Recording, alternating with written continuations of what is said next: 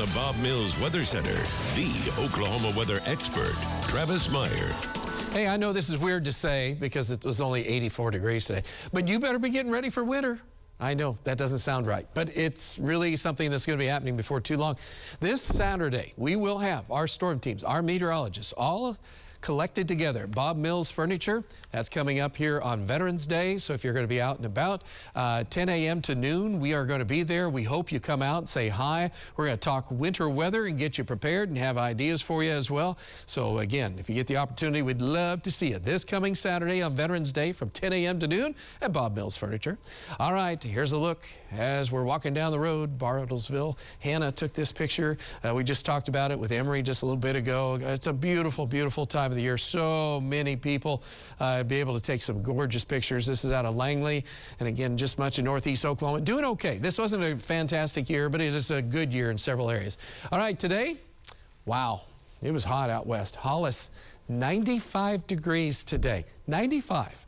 And so that is, from what we know as of right now, the hottest temperature ever recorded in the month of November. So we'll see if that holds true. Some of the folks at the Mesonet are trying to go through all the data. It goes way back to the late 1800s to see if that's the truth, but that's really saying something. We were at 84. We needed to make it up to 86. Bristol, you guys made it up to 86. 85 was at Jinx, but we didn't break a record today, within 1 to 2 degrees of it. All the cold air is bottled up to the north of us. The warm air is across much of the southern half of the country.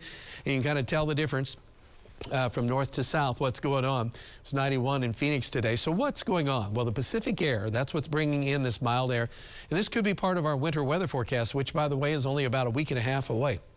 But we're talking that right now, it's more Pacific air. And if we do get something right now, it's not the Canadian, the super cold Canadian air or the Arctic air. But we do expect a little bit of kind of some Canadian air coming in a little bit on Thursday. You'll feel the difference because it'll be like 50s to 60 gusty north winds, a lot different than 84. By the time we get on into Veterans Day, we have light winds.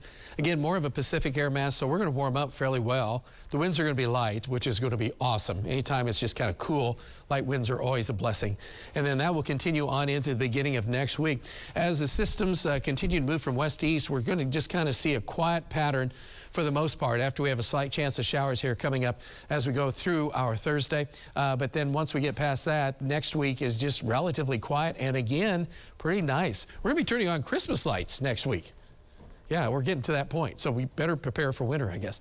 Anyway, the difference in temperatures is pretty amazing. We will have to kind of neutralize it a little bit near normal, which is in the low 60s, but Veterans Day is looking good right now.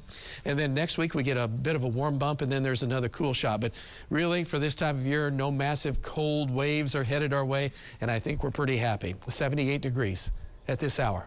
I think that's okay.